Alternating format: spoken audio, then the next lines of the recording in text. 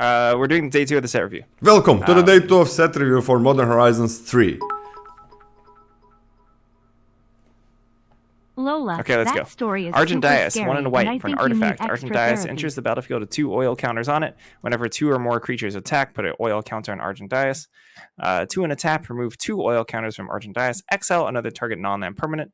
Its controller draws 2 cards.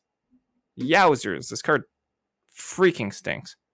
So it's like 4 mana immediately to like exile something, draw 2 cards. No, this is an F already. Wait, what? I guess you could do it on your own stuff. You can exile your own Scion. I guess that's what it's mostly used for, isn't it? So like it's a It is so bad. Whatever on a stick. Wait, hold on.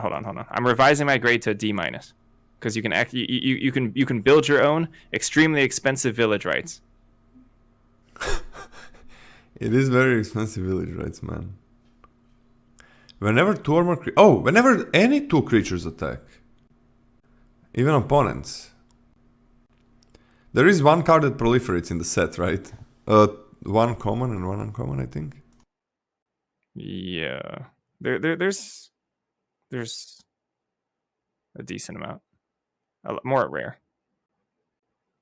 So wait, what do you mean decent amount? There's like 1 common and 1 uncommon, right? That proliferates. That's a decent amount. And like no, I mean it's like some more amount of rares, right? So I don't think it's that common. No, there's 2 uncommons that proliferate. That's it. There's a decent amount. That's a decent amount is like 2 uncommons. Yeah, that's a decent amount. Okay, it's not right. It's not a decent amount. Well, I don't know. It's not that many. It's not like gonna happen. Basically non-existent. Do you like this card? No, it's garbage. It's garbage, right? Yeah, why would I pay 4 mana for conditional village raids that I can maybe use more times? I guess you can kill their bomb or something. Just fuck off. Like, F, don't play this card, man. It's like so much to work, and the reward is not here. Nolan permanent is goes to. I mean, you can remove the equipment that you're getting, or the germs, but it's so much to work with. I think this is just always an F. Probably gonna try to play it once or something, but probably just an F. Slayer of Fortitude. For 2 and double white, you may sacrifice a non-token white creature rather than pay this spell's mana cost. Until end of your turn, your life total cannot change, and permanents you control gain hexproof and indestructible. Gotta be non-token, right? I mean, it's kind of cool actually. It's just because you can have indestructible and hexproof for 0, but you gotta sacrifice a creature, which is pretty bad. No, white. It's gotta be a creature. It cannot be an equipment. It's shit. D-. I mean, I guess it's. I mean, come on. You can. It's so bad. Like, this effect is not good, but I guess because you can pay 0, it's kind of cool. I think it's an F. Or maybe a D-. Let's just give it a D-. I guess it's not completely unplayable. Okay, I'm on D-. The best thing you can do is that your opponent doesn't expect it because the card is so bad. They attack, and for some reason, after attacks, they try to remove one of your things, and then you can sack that thing, and then give the rest of your board indestructible hexproof, and then block. It's so hard to get cards worth. It's like the best case scenario. 4 mana, you never want to play bad. it for 4. Guide of Souls, white for a creature, human cleric. It's the one. Can you give this an F from me? Like, it's just, I think it's always gonna be bad in the deck. Like, even it requires such a specific scenario to do something that's worth a card. Like, it's such a specific scenario, and so I think 90% of the time it's not gonna be worth a full card, which is kind of huge. Sorry, Scotty. Guide of Souls. 1 mana, 1/2. Whenever another creature enters the battlefield under your control, you gain 1 life and get 1 energy. Whenever you attack, you may pay 3 energy. When you do, put 2 +1/+1 counters and a flying counter on target attacking creature. It becomes an angel in addition to its other types. This card's cracked. This card is like super duper strong. For a 1-drop, I don't really expect them to like tussle that well in combat. It doesn't really need to.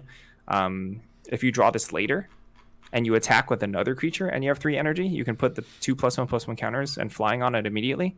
So this can potentially have immediate board impact. So play it early, it's quite good. Play it late, it's fine. This card's just like super bonkers. This is a B plus for me. It's funny how now white, red, and blue are the colors that have energy theme. One of the themes that they have. And before in Kaladesh, like white was like the worst color for anything that has energy. What do you give it? I'm gonna give it an A minus. Actually, I think this is a bomb. Yeah, I think it's bomb as well. I think A minus. It also works with modify. Right, it also modifies. It works with everything that white is gonna do, and it's a 1-drop, right? You play this on turn 1. If it doesn't get removed, you're most likely there's a good chance that you're winning. It's extremely powerful, and then you're gonna have some cards that just give energy, and it's gonna be pretty broken with this. Even if they gave energy before, it's like the best way to use energy ever. 1-2 is a good stat line for 1-drop. 1-2 is a shit stat line for 1-drop. 1-drop, 1 mana, 1-2 is a garbage stat line. 1 mana, 2-1, that's where we can talk about it. Like, because 1 mana, 2-1 can trade with 2-drops. 1-2s are horrible because they don't trade. With the opponent plays a 2-drop, this and 1-2 cannot ever do anything again. But this is different. This thing is gonna gain you life. This thing is gonna make itself or something else. A huge flyer. Just gonna give you energy. So this is 1-2 is bad stat line, but who cares because the effect is so powerful. This, if it was a 1-1, it would, I think, be the same grade. Ocelot Pride. Somebody said if we didn't do all the white uncommons, it's because some of them are on the bonus sheet. So we're gonna do that when we get to the bonus sheet. There are some uncommons, rares, and mythics. I think 20. That's also. We didn't do the modal double face cards. We didn't do that? We did not do those. Yeah. Really? Yeah. Oh. Oh, can you read this one? I'm just gonna check because I'm sure that I had them there. Okay, Ocelot Pride, white for a creature cat. It's a 1/1 with first strike and lifelink, and Ascend. Ascend means if you control 10 or more permanents, you get the city's blessing for the rest of the game. So you just get like a little emblem that says you have the city's blessing now. Originally from Rivals of Ixalan. At the beginning of your end step, if you gain life this turn, create a 1/1 white cat creature token. Then, if you have the city's blessing, for each token you control that entered the battlefield this turn, create a token that's a copy of it. So essentially, if you have 10 or more permanents, which includes lands, and you have gained life before your end step, you'll create 2 1/1 cats. This is also true for other types of tokens that enter the battlefield, but there's like not that many. There's like Eldrazi spawns, sure, but for this card, it's like mostly the cat. 1/1 first striking, life linking, 1-drop. It's gonna have a tough time getting in without assistance. As a target for +1/+1 counters, equipment or otherwise, this card is really good at that. Like really, really good. You know, like if you drop this on turn 1, get like 1 attack in, get a 1/1, and then like have Mandibular Kite or something like that to suit it up later. Get like 2 damage lifelink in and get a 1/1 cat every turn. So pretty strong sequence. I think this card is fine. I don't think it's anything like too crazy, too special. It needs help, right? I do think it needs help. Like just this on its own, I think it's kind of underwhelming just because the stats are so poor. But good keywords, and the effect is nice. It's nice if you get it, especially if like this thing is also tussling / helping you race. You know, creating extra blockers in the back. So I'm gonna give this a B-. The problem is like, how do you gain life? You have to suit this up. You mean only with this? Yep. Because that's the only thing that white has life gain in. Previous card gives life. Yeah, Talvi. That's how we play limited. We draft probably full playset of Guide of Souls and then a full playset of Ocelot Prides. That's how you draft. You draft mythics and rares. Yeah, it happens sometimes. Yeah, it does. Happens sometimes.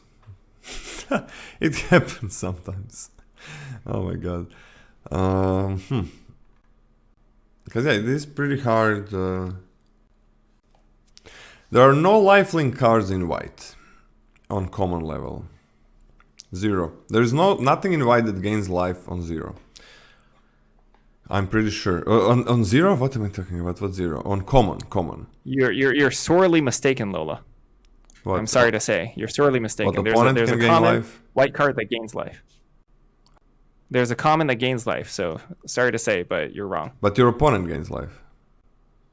You can expel the unworthy your own creature. What? That's the joke.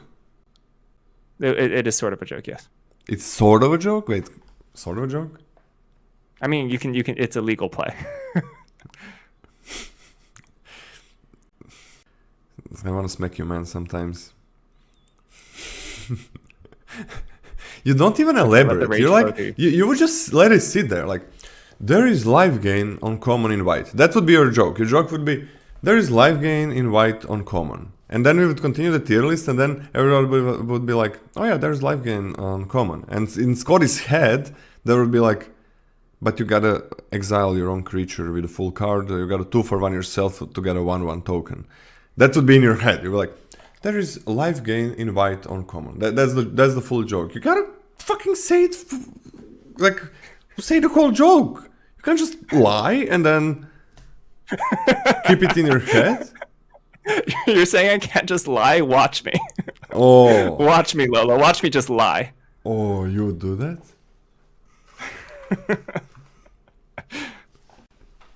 Yeah, there's no Anyway, life. what do you think about Onslaught Pride? I mean, it's so hard to gain life. That's the problem. There's on uncommon you can get some life gain, but it's hard. Phew. It is very hard. Black has some life gain, like that. There is lifelink in black, so that's where it helps. That's what helps. Lifelink in black, it helps. And there is black card that drains life as well on common. So I think this is fine in black, but if you're not black, this is gonna be pretty bad. This is better in green than black. Why?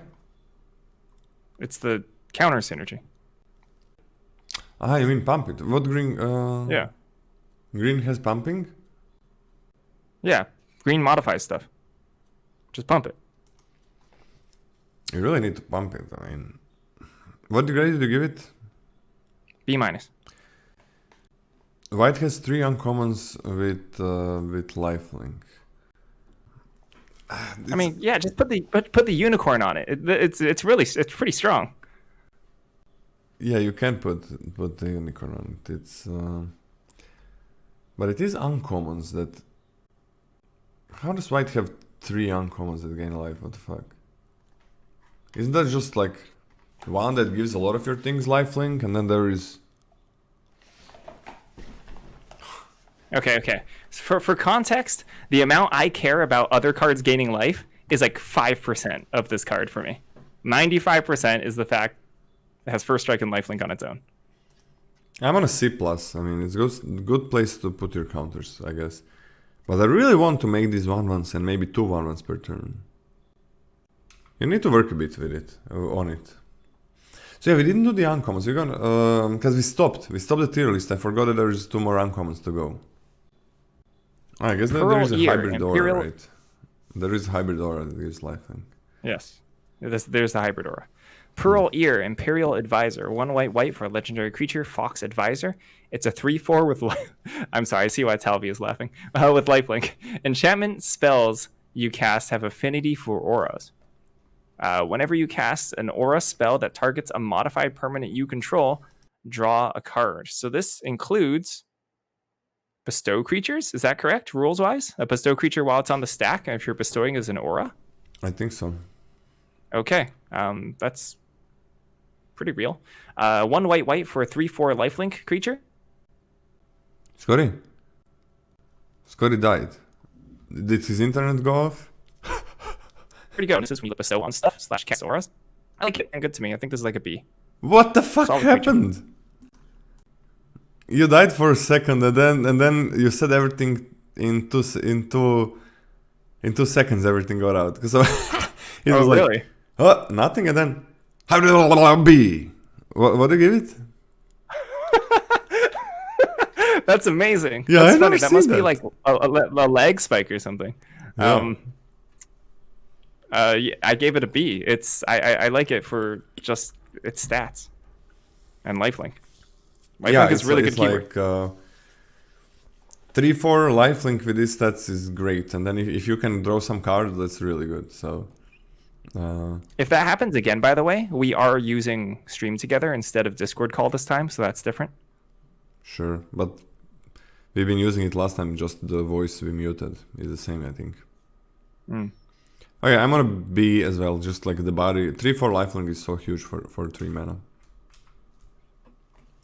Felia, Exuberant Shepherd, is a 2/2 with flash. Whenever this thing attacks, exile up to 1 other target null and permanent.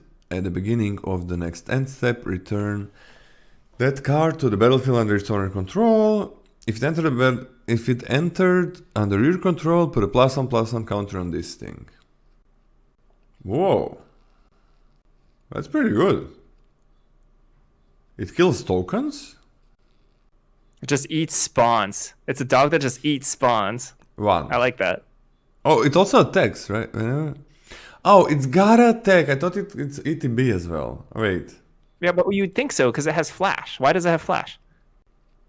Your brain is conditioned to think flash bear does ETB. Does ETB, right? yeah. I mean, that's okay. Like, if you have some ETBs, it's nice. You can, I guess you can attack more, right? It's pretty good for attacking. Because it doesn't grow, but it removes blockers. So that's kind of cool. I mean, it's pretty good. I think it's C+. Or... nah. I don't know, man. It's like, it's nothing special. It is a bear in the end. You're probably not bouncing your own thing. It unattaches bestow creatures. Is that even good? Okay, let me pitch this to you. Yeah. It's a bear that puts a +1/+1 counter on your 3-drop. On what? It's a bear that puts a +1/+1 counter. Oh, never mind. That's not how it works. Sorry, that's not how the card works. Yeah. I can't read. Yeah. Puts a +1/+1 here. But that's better, I think. Yeah, puts on that one. Yeah.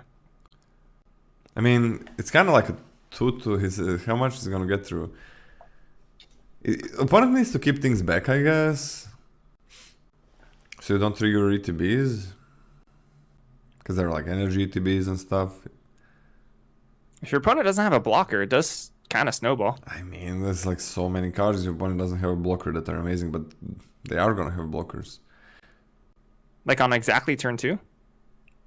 Turn 3, you mean? Yeah, on turn 3? Yeah, I guess so. Because then they leave a couple of, like, 2 cards back, right? But then their 2-drop probably can't block a 3/3. And then I guess then at that point you can't grow it again. You have to. No, it's at the beginning of the end step where it comes back. Where you get a counter. Okay, I think you're misunderstanding. Philia at that point will be a 3/3 because you flickered your own 3-drop on turn 3. No, but at the beginning of the end step, return that card to the battlefield under its owner's control. If it entered under your control, put a +1/+1 Philia. So Philia has to attack as a 2/2. Yes. To get a +1/+1 counter. Yeah, then it's a 3/3. Yeah, but it has to survive that attack. That's why I said if they don't have a blocker on specifically turn 2. But yeah, they're probably gonna have to have it. It's a true combo with Rhino. What, you keep putting shield counters on it? That's pretty good. That is pretty good, actually. Because it grows and gets shield counters. Yeah, it's pretty dang good. That is pretty damn good. That is pretty cool. I'm okay with C. That's obnoxious. That is obnoxious. That's so irritating. And then by the way, if they don't at one point, if they don't block, that means that you proliferate a +1/+1 counter that you get, and you get an extra shield counter because you proliferate the shield counter. Like yeah, that happens like at one point. A wombo combo. That can happen at one point, so that's pretty cool. But I'm easily because then otherwise they have to throw creatures under the bus of Philia, so that happens pretty often. Yeah, once it becomes like a 3 or 4 power, then yeah, they gotta throw things under the bus. I mean, that's with the shield, right? With the one card that gives shield and has proliferate. It's not easy to have that, I think. Okay, I'm okay with a C+. Me too. White Orchid Phantom. White for a creature, Spirit Knight. It's a 2/2 with flying and first strike. When White Orchid Phantom enters the battlefield, destroy up to one target non-basic land. Its controller may search their library for a basic land card, put it onto the battlefield tapped, then shuffle. I'm muted? I don't think I'm muted. How's my sound? You guys can hear Just Scotty, doing- right? Blah, blah, blah, blah. Okay. Yeah, sounds good. Continue. So 2 mana 2/2 with flying and first strike. Thumbs up. Love that. White cost. Hate that. Thumbs down. The text box, I don't care about that pretty much at all. Pretty much doesn't affect my grade at all. So how good is a hard to cast white flying first strike creature? Sadly, that means like it's highly inconsistent to cast it on turn 2. It's somewhat inconsistent to cast it on turn 3. And maybe you can cast it on turn 4 with a double spell with your other color. Like, I feel like that's pretty likely, at least if this is in your opening hand, to at least be able to drop this on turn 4. How good is that? It's decent. I think that's decent. I think overall that makes this a C. Yeah, I don't know. I really don't like the double white cost. First strike is obnoxious to like play against. That is true. I don't like it. You're not even destroying anything in. I'm on a D plus. I think white is way too problematic on this. I would rather play any other 3-drop or 4-drop over this, especially 4-drop. I think I put 4-drop instead of this in my deck. So Thumbs up. Huh? No, I'm saying yeah, that's a valid point. Yeah. Wrath of the Skies. For X and double white, it's a sorcery. You get X energy counters. Then you may pay any amount of energy, destroy each artifact, creature, and enchantment with mana value less than or equal to the amount of energy paid this way. Artifact, creature, enchantment. Get maybe a lot of energy. You can choose what to remove. 5 mana kill 3 or less. 4 mana kill 2 or less. 6 mana kill 4 or less. Like, you're not gonna kill Eldrazi's probably. You can be 2 mana red with pre-existing energy, which you surely have if you pick this. Why would you need pre-existing energy for this card? This is definitely not a card that requires for you to have extra energy. I mean, it does get a decent amount better with pre-existing. Yeah, energy. much easier to use. Yeah. But it's not like it doesn't require it, I think. I think it's pretty good. You can choose what you're killing.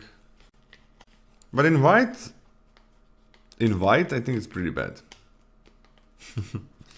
I think white is not gonna be slow. I think this board wipe is not gonna be good for white decks. You can get a lot of energy, right? You can get a lot of extra energy and just use it for whatever. I think this is C-. I think white decks are not gonna want a board wipe. Most of the white decks. That's how it feels to me. All right, A-. A-? Yep. C-, A-. Has this ever happened? Yeah, probably, but this is a huge difference. No shit. I think that this is flexible, and the fact that you can even play this while ahead for benefit is very, very good. You mean for just energy? This is really flexible. This is you can play it for absolutely horrible benefit, right? It really depends on what the rest of your deck looks like. I don't think it does. If this is like, oh yeah, sure, fine. I agree. It is pretty horrible, but it's not nothing. It's like basically nothing benefit. Yeah, and it's also like a choosy wrath. This has a lot of marks of being a really good card. Okay, so you started with you can play it when you're winning, but that's so bad. Like the last red hat gives something indestructible, which is for 2 mana, which is billion times better and more usable than this. Billion mana to get a bit of energy. So let's switch from that. That's obviously nothing special. That's nothing. So what about the good part of it? Tell me about that. I think that is I value that part a little bit higher than you do. I don't think it's. I think it's nothing special. I don't think it's like nothing. It kind of sounds like you're downplaying it a lot. But maybe I'm a little bit higher on just X white white gain a bunch of energy. That's It's fine. not a bunch. It's a very, bit. very small amount. Like 4 energy for 6 mana, That is and very then like small. that may enable you to make another attack and tap an additional thing for value. Like so many Like cards. I think it has value. So many cards for 3 mana add like 3 energy. There's a good amount of cards that for 2 mana you get 2 energy, for 3, and you get a creature. For 3 mana you get a creature and 3 but energy. it's about the flexibility. It's about the flexibility and the choice of it. And when you're behind, you're an aggro deck and you're behind because you're facing off against another aggro deck, you're going to be freaking thankful you have Raptors guys in your deck. So tell me about the good part of the. Since do you also believe that white is gonna be tempo aggro? Yes. So And there's also some times where you're going to have a 4-drop and your opponent plays 2 3s, and then you can clear both 3-drops and still keep your 4-drop. but when you're playing the aggro, Regardless of that what your deck looks situation is rarely happens, right? I feel it feels like you're shoehorning the situations a little bit, but I also understand exactly where you're coming from because I think it is a good point, but I also think the games are a little bit messier than that, to that point that this is a good card. Is shoehorning underselling? Oh, sorry, shoehorning is not a good phrase. You're oversimplifying, I think, the game states that you're going to be in my opinion. Forced into an inadequate space. People were shoehorned into cramped corners. Okay, so Shoehorn isn't exactly the right phrase to use there, you or the mentioned right word to use there. So, I mean, if you're almost always tempo based, then wouldn't you rather have like something that costs 4, 5, 6 mana that progresses your game plan, rather than, oh, things are not going my way, I can reset the board, but resetting the board is, since usually you're gonna be having a lot of 2-drops and 3-drops, resetting the board is you're kind of in a bad spot if you're that kind of deck. Like you don't get out of the bad spot, you just don't lose. But then if the other deck is not aggro, they're gonna mess you up anyways because you're in late game with a white deck. Is it tier list? Did you link it yet? No. Can you make? Why? Did you make the smaller link? I sent it to you like 3 days ago. Really? Yeah. Did you want me to link it? You want me to? Let me find it again. Oh, you did send it to me. Yeah. Oh, and then you sent it. You don't have access to Linktree. Yeah, I don't have access to Linktree. You sent it to me yesterday. 3 days. 3 days. 3 You days question ago. whether or not I could lie to you. You just question. I can lie straight to your face, Lola, and not blink. And not Yeah, blink an eye. you're a liar. This is the crime we've been talking about, affecting your life from OTJ. Okay, we can do that. We can do that. I can edit. I thought that we don't have it yet. Okay, we gotta see. I'm gonna C minus. You're an A minus. Let's see. Yeah, that's a pretty big difference. It's good. So I don't think it's gonna be good in your scenario ever, where white is a tempo caller. Like board webs are just even Sunfall was not completely broken, which is infinitely better than this. Obviously, like it's not even close. Like not even close. I've cut Sunfall before in aggressive white decks. Yeah, like it was not as good as people were saying in these white decks because they were very aggressive. In some decks, yeah, Sunfall was not as broken, right? Because you're dishing out everything on the board. It's such a good card that was a board web that even worked in fast decks. But this one isn't. This one is like the opposite. Like, if you're a slow deck, that's where it works. Huh? Yeah, sorry, my bad. I was cutting you off before you were done. What did you say? But I think we're fundamentally disagreeing on 2 fronts. I do think white decks overall generally want to be aggressive. I don't actually think they're going to be quite as extreme as it seems like you're saying. And I also think that they're better in those decks than I think you were saying as well. So just on both fronts, I think I hope you're different. correct, because that means that White is gonna have some a little bit different strategies where it's not just gonna be tempo. So I hope you're correct. Is it? It's you, right? Yeah. So we're doing a Johnny now, right? Okay, so this Yeah. is Modal Double Face. A Johnny, Nikado Pariah. 1 and a white for a legendary creature, Cat Warrior. It's a 1/2. When a Johnny, Nikado Pariah enters the battlefield, create a 2/1 white Cat Warrior creature token. Whenever one or more other cats you control die, you may exile a Johnny, then return him to the battlefield, transform under his owner's control. Okay, presto changeo, flip. It flips into a Johnny Nikado Avenger. Legendary Planeswalker Johnny, 3 starting loyalty, +2 to put a +1/+1 counter on each cat you control. 0, create a 2/1 white cat creature token. When you do, if you control a red permanent other than a Johnny, he deals damage equal to the number of creatures you control to any target. -4, each opponent chooses an artifact, a creature, an enchantment, and a planeswalker from among the non-land permanents they control, then sacrifices the rest. All right, so examining the front side of a Johnny, this is 3/3 worth of stats for 2 mana. Notably speaking, the expendable part, the one that you want to be trading off, is on the token. And you actively do want to be trading this off because then you get to flip a Johnny.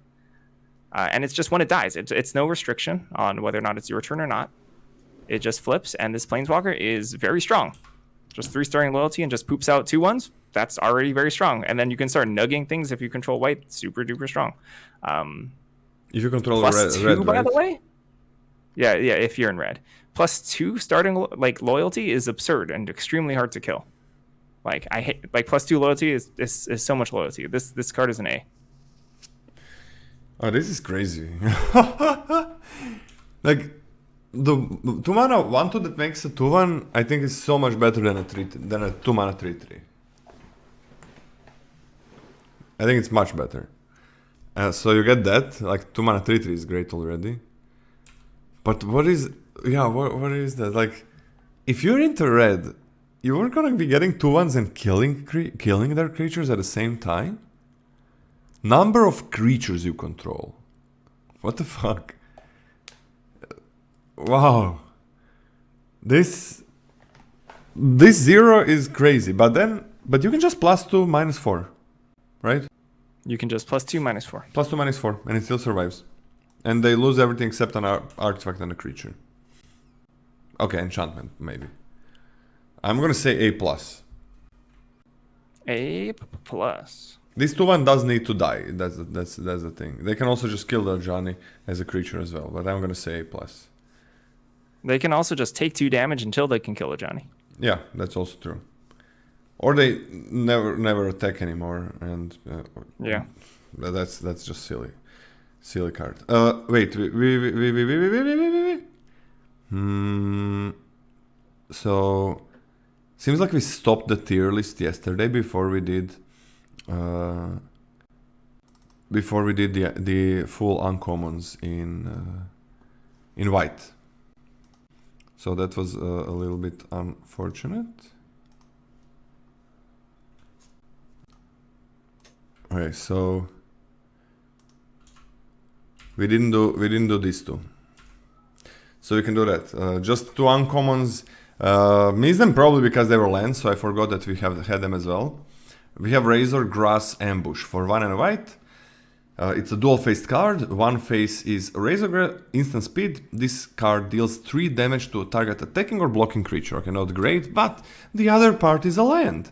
It's just a plains that comes into battlefield tapped, but you can also pay 3 to come into battlefield untapped. We are gonna have a cycle of these, 2 per color, so 10 cards in total.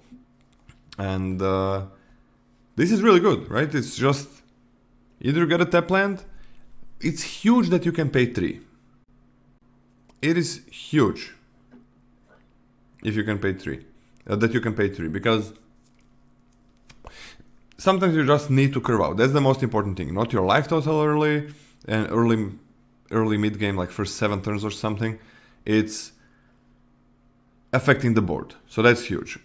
And sure, the 3 damage is nothing that special, right? It's just nothing special, but it's a kinda like a normal basic land that gives you this effect. So I like this a lot. I'm gonna give it a C+. I'll take it even higher. I'll take it as a B minus. I understand it doesn't kill a lot, but I'm like really high on land functionality. Really high. Love it. I can see that. I can see that. The next one? Witch Enchanter. I wanted to pull off a Witch Enchanter joke, but I don't know how to do it because I'm reading first. What is the Witch Enchanter joke? What does the card do? Enters battlefield, destroy target artifact or enchantment an opponent controls. Which Enchanter are you talking about? Oh. Which effect does it have? Which enchanter are you talking about? Why is that? Okay, how does that? How? I mean, I get there is a joke behind that, but but it seems like you just wanted to make a joke, but didn't actually make it. You just said some words. Do you actually get the joke, Lola? Like which enchanter? Like it's a question. Yeah, but what's the answer to the question? The question was which enchanter are you talking about? I'm sorry, this is still I botched the joke, but this is still very, very funny to me. What's the answer to the question? Which enchanter? That's the problem. You made a joke that has no answer, that nobody's gonna answer. Answer this question. Which enchanter? Which enchanter? Which enchanter are you talking about? Which enchanter? Which enchanter are you talking about? Yeah, okay. Yeah, but you did fuck it up. Like, why didn't you let me talk about it first? Like, I was literally not talking about it. I still don't think you get the joke. How did I not get the joke? It's just an infinite loop. I say which enchanter, you ask me which enchanter. Okay. But what does the card do? But the timing, man. I know, I botched it, but what does the card do? What does the card do? When which enchanter enters the battlefield, destroy target artifact or enchantment on opponent controls. And what do we call that? We call that enchantment and artifact removal, naturalize, but not. Okay. Now I feel bad because maybe this is a boomer reference. What card costs 1 and a white and does that same effect? So naturalize is disenchant. So which enchanter? Disenchanter. There we go. Got there. Because so I was not getting it. I thought it was an infinite loop. I thought that was the joke. Like you say which enchanter, I say which enchanter. You say which enchanter and which enchanter. Which enchanter, which enchanter, which enchanter. That's what I thought the joke was. We got there, chat. We got there. You know. By the way, before you even said a joke, I obviously didn't think of this joke, but I was thinking to myself, why is this card not called Disenchanter? Literally before you said the joke, I was thinking that, and I still couldn't connect it. Not proud. That's rich. It sounds like I'm proud, but I'm not proud. But the infinite loop is also pretty cool. Yeah, that would have been funny, but then I would have really botched that joke. Anyway, I'm giving this card a B+. It's also the land. Same land like the last one, which with a different name. This is all for the content. I understand everything always. B+? Yeah, I'm giving it a B+. Yeah, this has a lot of targets and it's also a fucking land. This is better than the last one. So it's still like that 4 mana 2/2 with this effect is not good, but it's a land, right? Yeah, I'm gonna B for this one. This is really good. Very good. All right, we're done with white. On to the blue commons. I'm just gonna run to the bathroom real quick. Is that okay? Oh, look, both of us. Both of us? Yeah, All right, both guys. of us. Very good.